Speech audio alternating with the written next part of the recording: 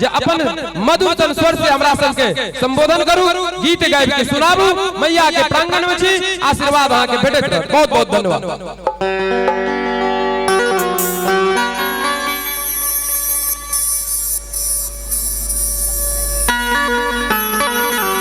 Hello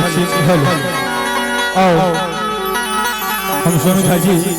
Holi समारोह के शुभ अवसर पर एक होली मैथिली होली के सुनावा जा रहा छी, जो निक लागत तो ताली स्वागत करो।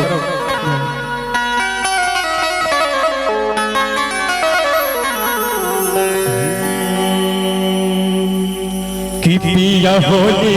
में हो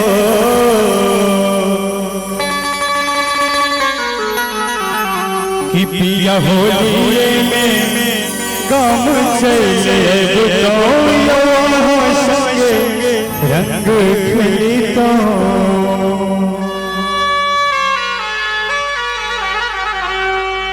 यो संगे रंग खेली तो यो संगे रंग खेली तो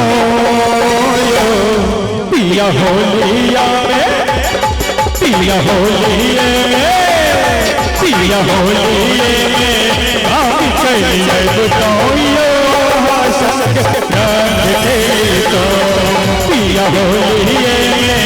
भाग चलिए बुझाइयो संग रंग खेली तो यो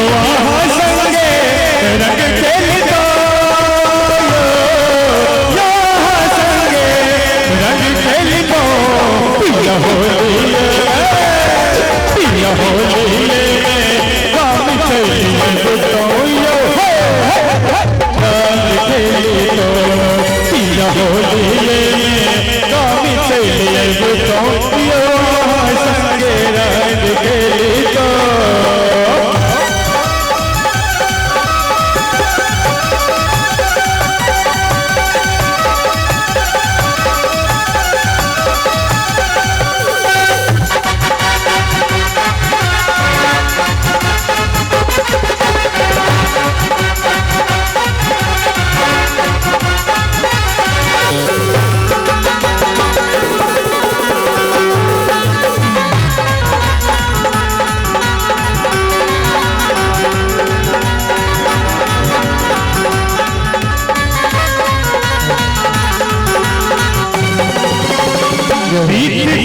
दुर्गा पूजा बितल दिवालियो हेलो पराग पिया ओ ठक लालियो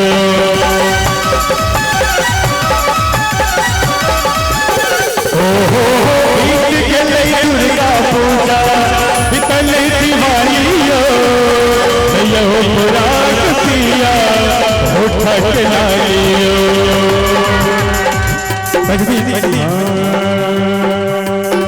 पिया होलिए में रंगवा लगई तो यो संग रंग खेली तो पिया होलिए में काम चलिए तो यो संग रंग खेली तो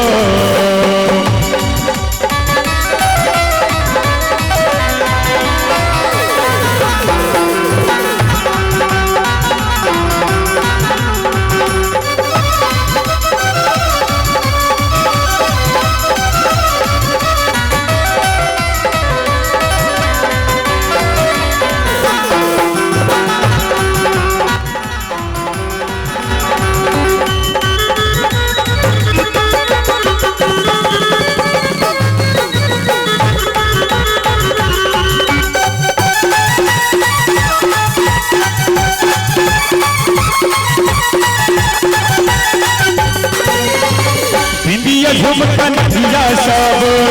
किछु नहीं चाहिए हम तो वहाँ पिया होए गलाइयो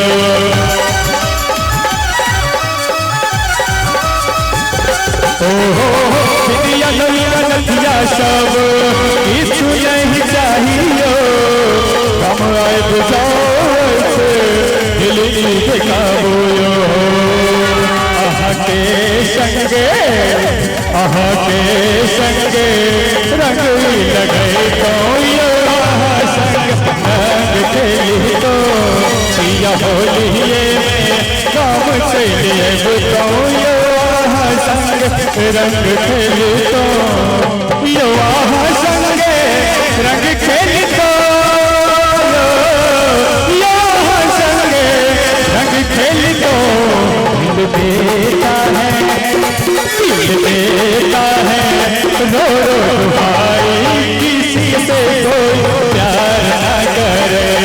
दिल देता है रो रो भाई किसी से कोई प्यार न करे किसी से कोई प्यार न करे किसी से कोई प्यार न करे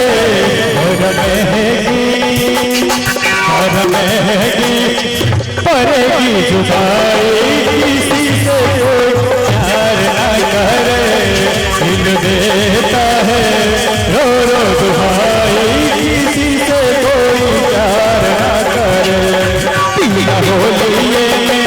काम चली तो संगे रंग खेली तो पिया होलिए में काम चली तो